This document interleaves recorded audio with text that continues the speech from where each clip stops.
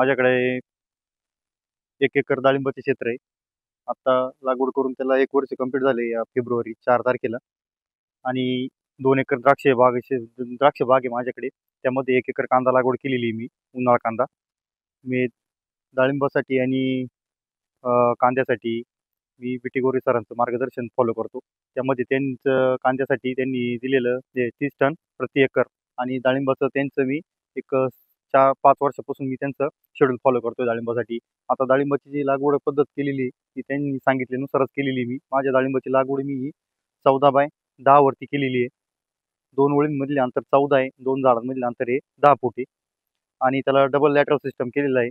डाळिंबाचं nutrition सगळं हे मी त्यांच्या शेड्यूलनुसारच हे करतोय, फॉलो करतोय आणि मला अजून बहार धरायला वेळ आहे. तर माझं झाड अजून 18 महिन्याचं पूर्ण झालेलं नसून तर त्याची तयारी चाललेली आहे आता. त्याला आता डोस भरायचा आहे मला, शेणखत वगैरे, वेसल डोस वगैरे मी त्याला आता भरणार आहे येत्या 7-8 दिवसामध्ये. त्याचा बेड साधारणतः त्यांनी त्यांच्या शेड्यूलप्रमाणे सांगितल्यानुसार हा झाडापासून उजवीकडे 3 फूट आणि डावीकडे 3 फूट असं वाढेल या हिशोबात त्याचं बेसल डोस हा भरला जाईल आणि आपली लॅटरलची पण लांबी ड्रिपर त्यापासून झाडापासून लांब येतील ती.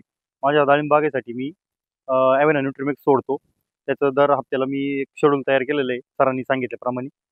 त्या शेड्यूलनुसार मी एक 7 लिटर प्रति एकर या हिशोबाने दर हप्त्याला मी देत असतो.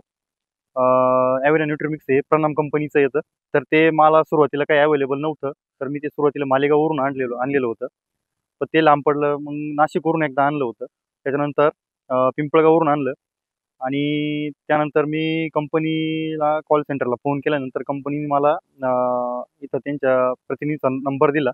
तर त्यांच्याकडे मला त्यांनी ते अवेलेबल करून दिलं.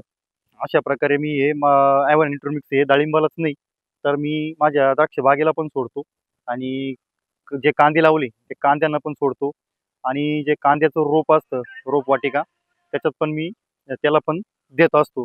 साधारणतः मी गेले एक 4 ते 5 वर्षापासून मी ॲव्हेना न्यूट्रिमिक्सचा वापर करतोय.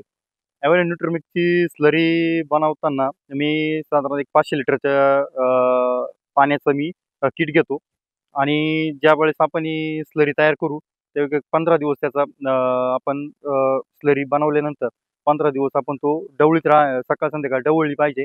एक 15 दिवसापर्यंत आणि आपली स्लरी बनून जाते. तर माझी जी कॉस्टिंग आलेली आहे ॲव्हेना न्यूट्रिमिक्सची स्लरी बनवण्यासाठी, ती एक मला ₹12 प्रति लिटर आलेली आहे आणि जे मी ॲव्हेना न्यूट्रिमिक्सच्या आधी जे काही मायक्रोटोन द्यायचो बागेला, तर त्याच्या तुलनेत ही कॉस्ट एकदम कमी आहे आणि जे पहिले मायक्रोटोन दिलेले त्यांची कॉस्ट ही खूप होती. तर त्याच्या तुलनेत ही ₹12 प्रति लिटर ही एकदम कमी कॉस्ट आहे. त्यामुळं मी पुरेपूर याच मायक्रोटोनवरती मी माझा भर असतो आणि मी हे माझ्या द्राक्ष बागेला देतो, कांद्याला देतो आणि डाळिंब बागेला देतो.